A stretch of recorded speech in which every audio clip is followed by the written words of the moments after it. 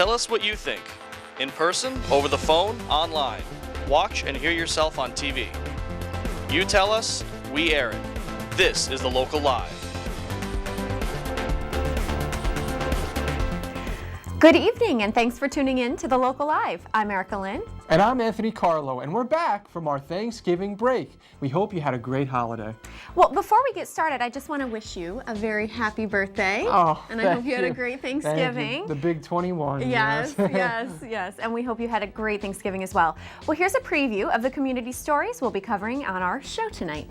Does the Village of Larchmont need a new administrator? Stay tuned to hear the live discussion in our roundtable tonight. Did the Trans-Oriented Development Plan pass? What happened at the last Village of Mamaroneck municipal meeting? More details in a few. We have a new technology segment here on The Local Live. You don't want to miss it. The Nutcrack brings you the Nutcracker, but not as you've ever seen it. Don't go anywhere because we've got a sneak peek of this one-of-a-kind performance. Isn't Cash a cool name for a dog? He's our pet of the week, and he's looking for a sweet forever home.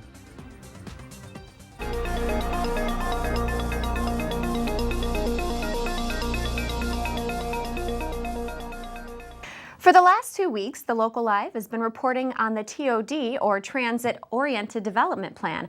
Finally, on November 24th, the controversial legislation passed, 3 votes to 2, with Potok and Miller voting against. At the end of the meeting, Andre Bermudez bid his final farewells to the Board of Trustees. Let's listen to what he had to say. Thanksgiving is a time to come together and give thanks for the blessings one has received in the last year. I've certainly been blessed in my life, having been able to pursue my lifelong desire to serve my community in various ways, such as being. To those who will succeed me in this chair, I have a single piece of advice. Never forget that it is the voters whose needs you are meant to serve. Not your needs, not those of your party, not those of the people who donated to your campaign, but those of the voters. As for me, I look forward to a respite from the machinations of politics. If I can ever be of service to the people of Mamaroneck through village government, I would gladly serve them. If not, I will continue putting on my flight suit and strapping in whenever the call comes. On Monday, December 1st, the first municipal meeting with our newly elected officials took place. Only lasting around 30 minutes, the new officials were sworn in and 25 nominations were made.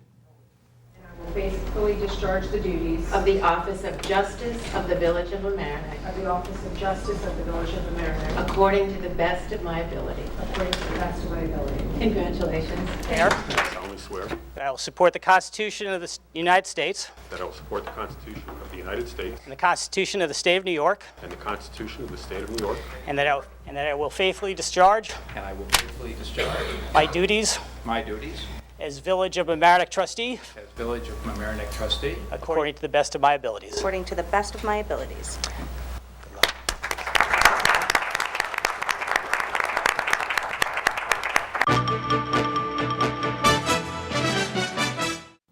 Now it's time for In the Media. Let's hear Maura Carlin's picks from this week's local news sources.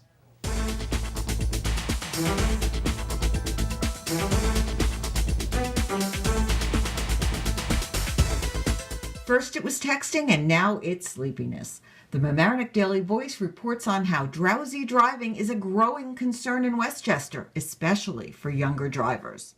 Accolades from Mamaroneck High School's 9th grade English program are detailed in the Larchmont Mamaroneck patch.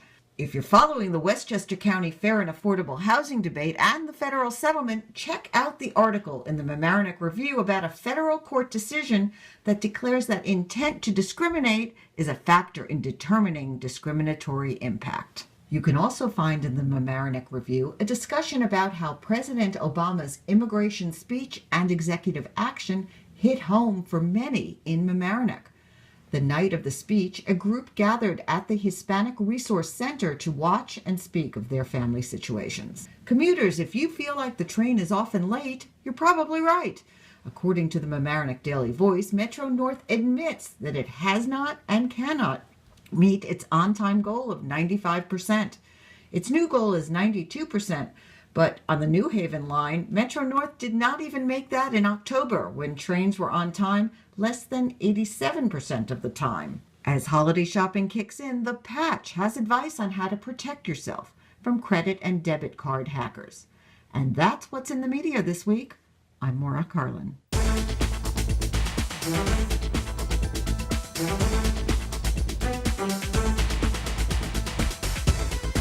acting. And the local live on LMC TV.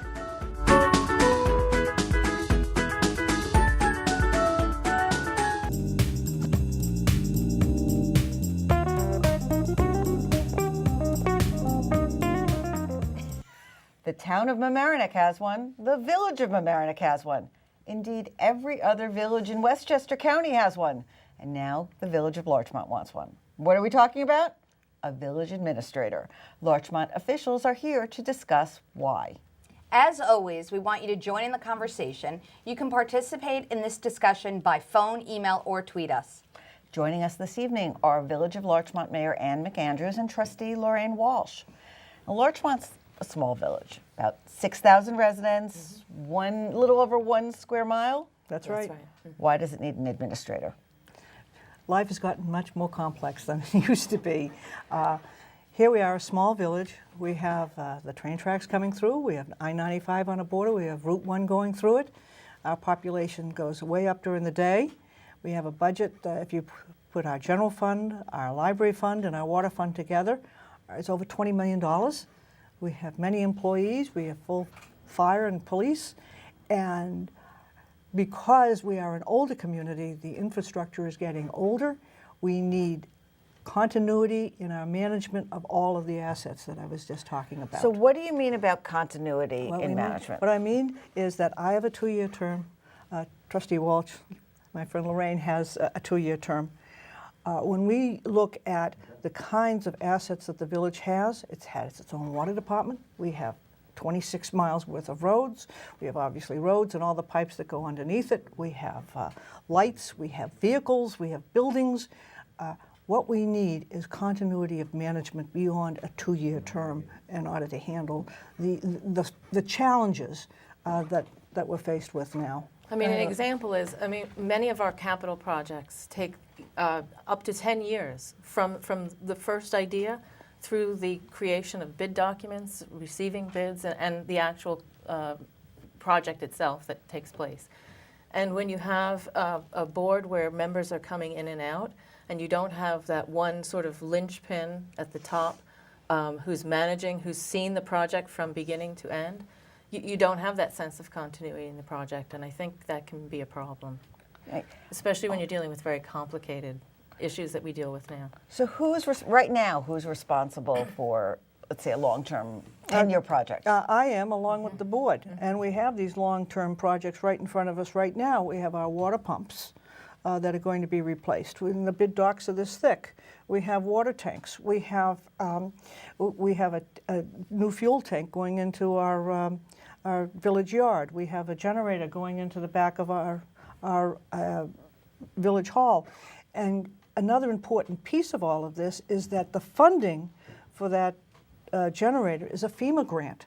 So now we have who goes out and gets the grants and who administers the grants. When I first became a trustee in 2000, I think we had one grant in for about $125,000, which today is, believe it or not, it's still to me a lot of money. But when you're talking about projects of this size, this was about $125,000 towards Flint Park. Flint Park was over $2 million.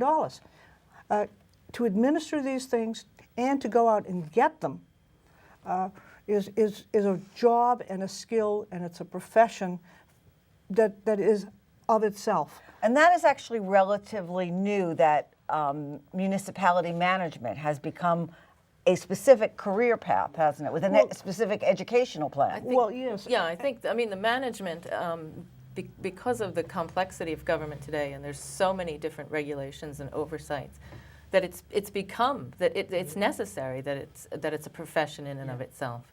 Well, there are those who will criticize that it's adding another layer, and we're already paying a mayor and trustees. Well, you're not paying us much.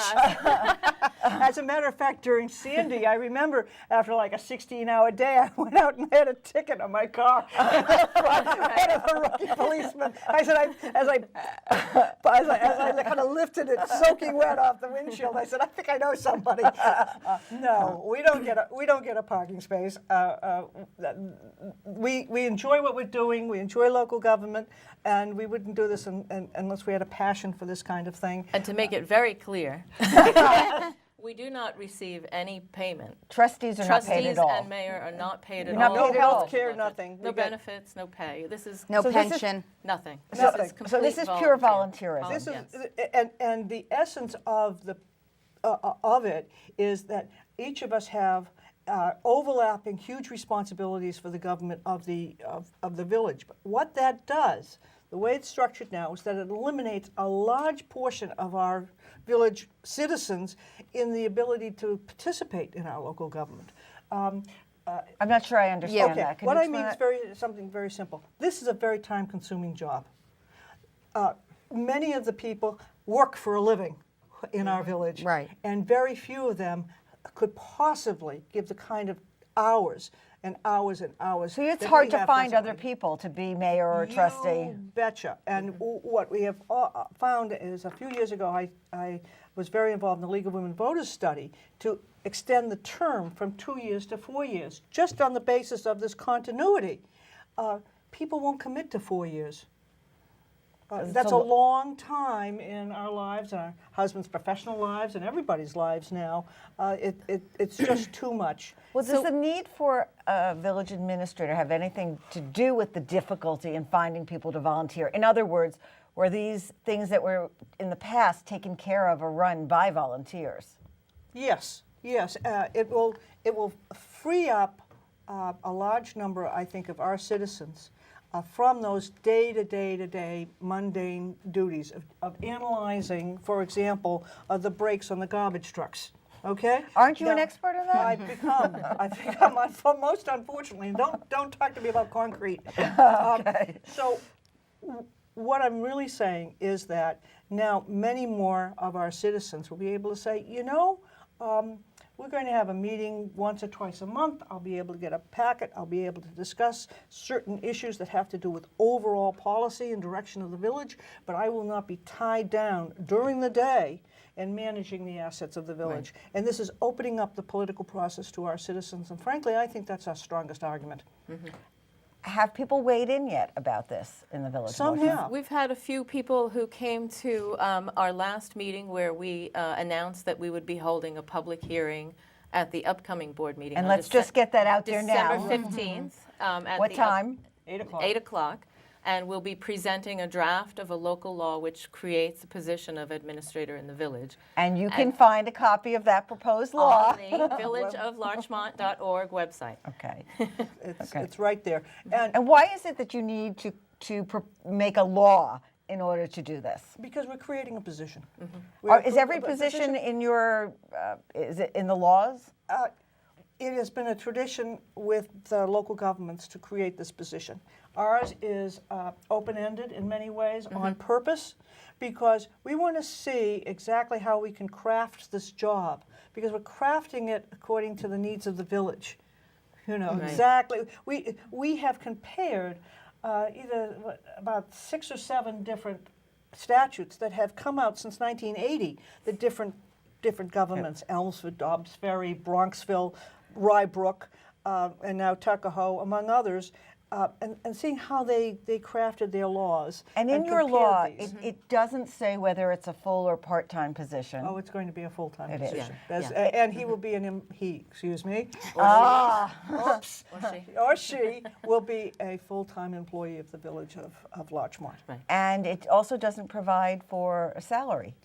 A particular salary. No, it says that they will be paid. not in the local law. Local law basically establishes the position and lays out the basic duties and the reporting structure, both who that person reports to and who reports to that person. And who I was going to say, who do they report to? They report to the board. Us. So it's important also to let you know that there are 2 sort of possible structures for this type of position.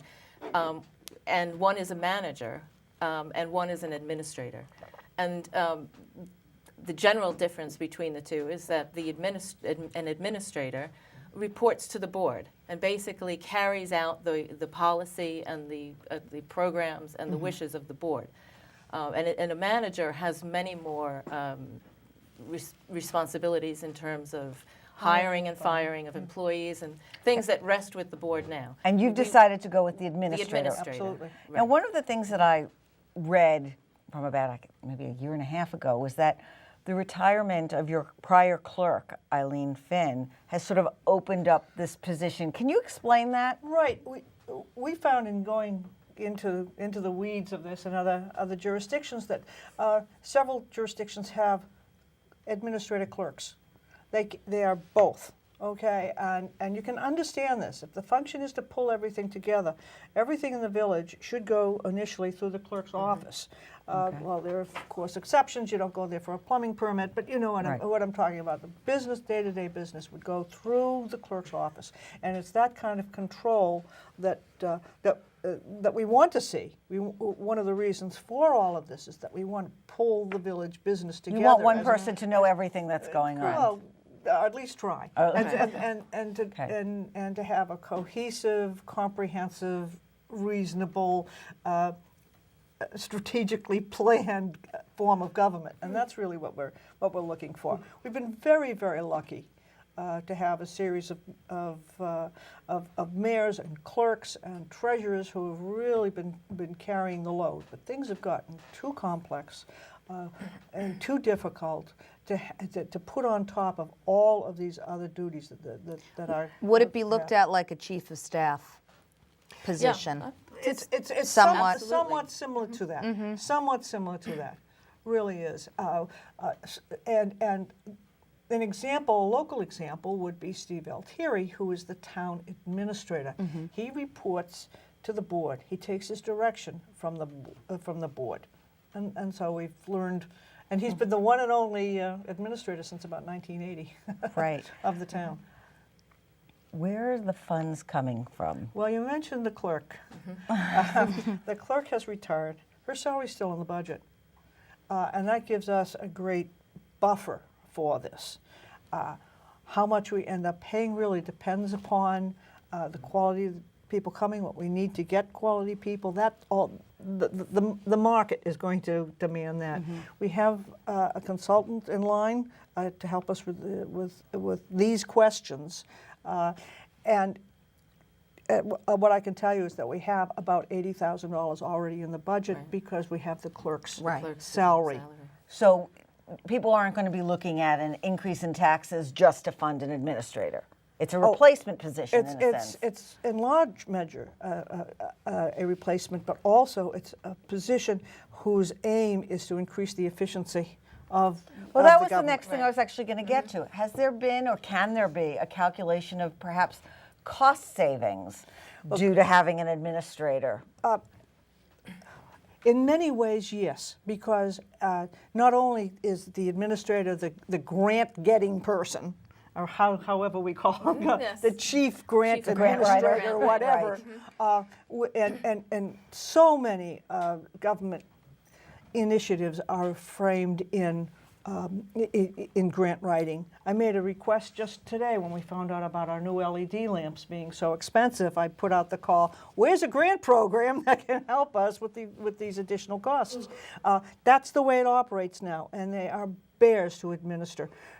So what you need is to have someone who's able to bring the money in and also administer it once it's here. I think, you have someone who's experienced at running a municipality, and they have connections, professional connections, and through associations, and they know where to go to find out what's the best way to do certain things, what's the most efficient way, where do I get the best deal. They clue into these situations and opportunities. I don't talk. That we really can't. Yeah. I don't talk to elected officials. I'm talking to Steve Altieri of the town, Chuck Strom of the city of New Rochelle, Rich Slingerland of the village of Mamaroneck, because that's who does what I'm doing. Okay. And I mentioned about consolidation before. What this is that about, actually that was not that was before we started. Because that was what sharing services, and this is a perfect example of it. Well, when these fellows get together, the information really flows. Let's backtrack on that one because excuse me. We had a little conversation off camera before. some people criticize the idea of getting an administrator and say, why don't you just fold the Village of Larchmont into the town? Sure. Put them together for efficiency's sake. You've already got the administrator, and many of the services are already shared. What do you say to that? What I say is that sometimes those savings, sometimes a consolidation does not mean the same level of service to the prior two parties. What we have found in looking, say, just to use our fire department, which is a perfect example of it, let's say we consolidate with the town fire department. We'd still need to have a firehouse in the Village of Larchmont, one side of I-95 and the train tracks. You would still have to have the village, the town of Mamaroneck would still have to have its fire apparatus up at Weaver Street.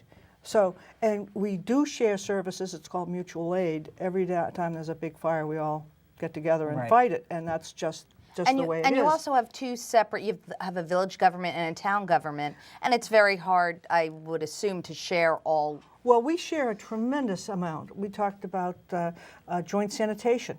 We're together in the library. We have a library budget meeting tomorrow. We share in the library, and we share in all sorts of cooperative ways. Right. I mentioned the garbage trucks, where we now have the town taking care of the maintenance of the village's garbage trucks. And I think actually that was a surprise that the village has its own trucks. Right. When you've got joint sanitation. It brought out by, believe it or not, insurance costs. But we just reanalyzed that, and that might not be forever. But we are always conscious of how we can share services, and that means also things like the plow broke, we talk to each other all the time. Paving contracts. Oh, that's an important one. Yes, we got together with the city of New Rochelle, one of the Pelhams, and the town, for went out to bid for the asphalt for repaving streets, thereby, decreasing the cost because of the volume.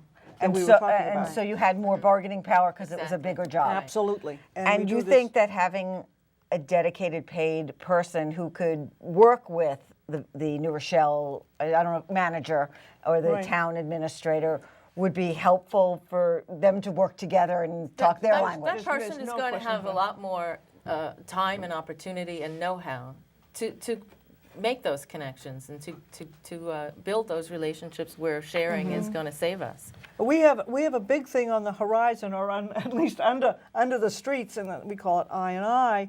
And basically, not to get too detailed about it, but we're going to have tremendous repairs are becoming necessary in our whole sewage system. Well, we are in one district with the town, and with New Rochelle. In another? You have two districts? No, we are in one district. The Village of Larchmont is only in the New Rochelle Sewage District, but consequently, we are all together looking at some considerable repairs that have to be done to our sewage system in the future. And it's going to cost a lot of money, and it takes a lot of management. As I said, that's not a 2-year job. Okay. Right, that's an ongoing. That's an ongoing thing. We have to plan for the future and say, okay, I'm at these meetings. Am I going to be here 4 years from now? Am I going to be here 2 years from now? And that really creates a continuity. Yeah. We are actually running out of time. It goes quickly, but let's just get to the next steps, how people can be heard if they have an opinion on this, because you've got a hearing coming up. We have a hearing on December 15th. 8 It's o'clock. 8 o'clock at Village Hall, and they can come to the meeting and have an opportunity to speak. They can also call the mayor or one of the trustees. They can send an email. They can send a letter to Village Hall. We will discuss the local law at that meeting, and we will most likely hold it over to the following meeting in January. In January for a, if necessary, a vote then, or if we find that there's too many things going on about it, and we haven't had the time or the opportunity to really deliberate what we have heard, and then we'll go another month for it. But this is all part of the deliberative process, right. and we want to thank you for making We're making Yes, this available to us so we could, speak to as many people as possible. But let us know your thoughts, both pro and con. So you hear that? They want to hear what you have. Exactly. You We want don't people to come to the we want meeting and people to say come to how the they meeting feel. and tell us, because there might be somebody who has a very valid point out there that, We haven't thought of yet. considered. Exactly. So, Well, we want to thank both of you for joining us. Believe it or not, time goes very quickly. Village of Larchmont Mayor Ann McAndrews and Trustee Lorraine Walsh, thank you so much for being here. Thank you. thanks. And if you keep watching, we'll be right back with more community stories in a moment.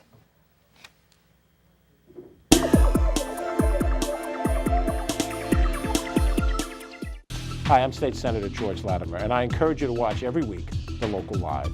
I was going to say something like, I live in Rye, but if I lived in Larchmont and Mamaroneck, I would watch The Local Live every week. I just remind.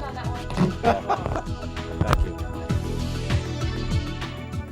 Attention iPhone lovers! This week we have a new segment called Technology Must-Haves. Let's take a look at Victoria Petey's cool app finds for you.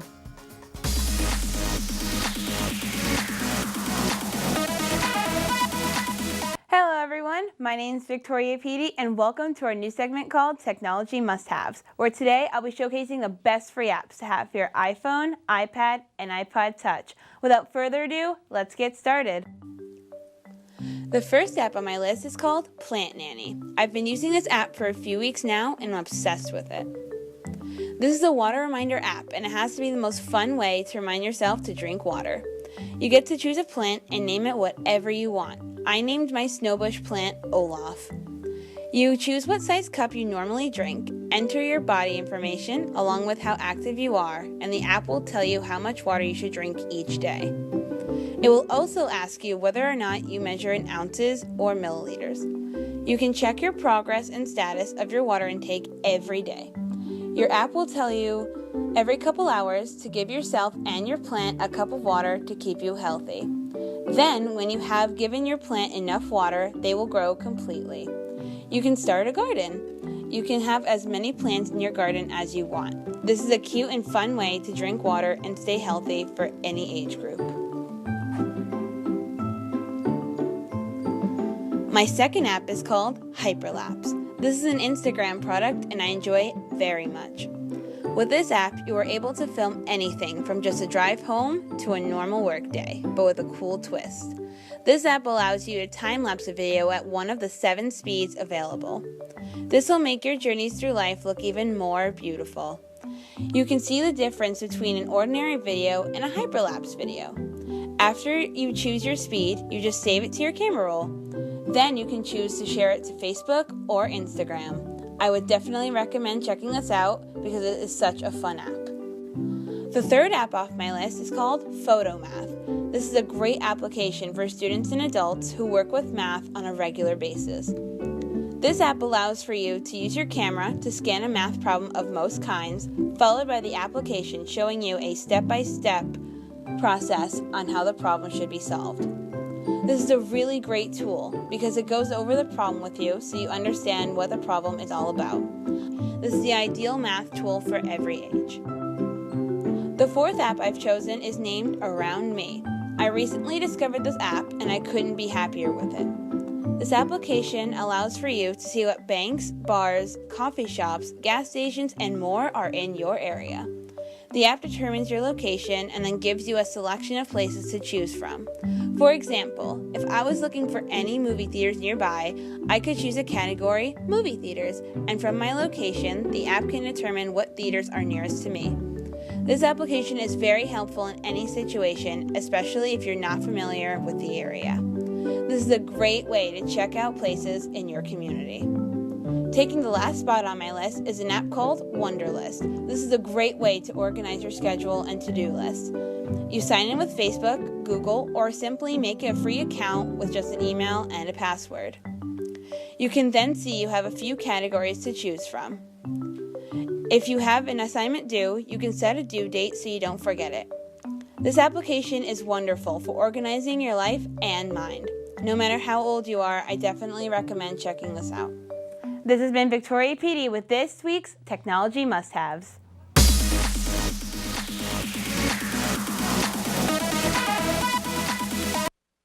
Now, Erica, that's just not fair. Why did they not have photo math when I was in high school?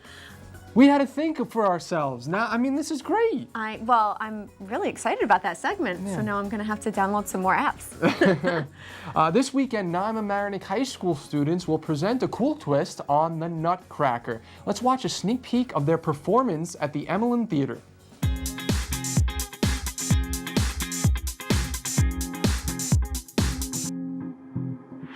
We're here at the Emmeline Theater at the rehearsal of this weekend's Nutcracker performance. Let's check it out. For the first time, the band group, a theater company based in New York City, will be presenting Nutcracker with the participation of 9 Mamaroneck High School students from the PACE program. How was this possible? Well, this was actually a really wonderful partnership for us. We've actually are co-presenting the show Nutcracker with the Larchmont Mamaroneck Community Counseling Center, and Alan Dienstag, who's their director, came to us and asked about doing this, and it's his connections to the school that actually brought those students to us. I know that Allison Parsley, who's the director, does a wonderful, wonderful job with the PACE program, and it's a pleasure to deal with kids who are professional and understand the what's involved in producing something like this. So how is this different from the original Nutcracker? It encompasses all kinds of dance. If you can think of it, we're doing it. We do some tap, some ballet, some modern, some point, some flamencos, and so the production as a whole is basically a love letter to dancing. This has been a community center now for over 40 years, and we want everyone to think of this as their home in Mamaroneck. So this Saturday, December 6th and Sunday, December 7th, you will be able to enjoy the talent of our Mamaroneck High School students who will be joined by performers from the band group Dance Company. If you want to purchase tickets, you can call 914-698-0098 or log into the Emmeline website at emmeline.org. For the Local Live, I'm Shayla Navarro.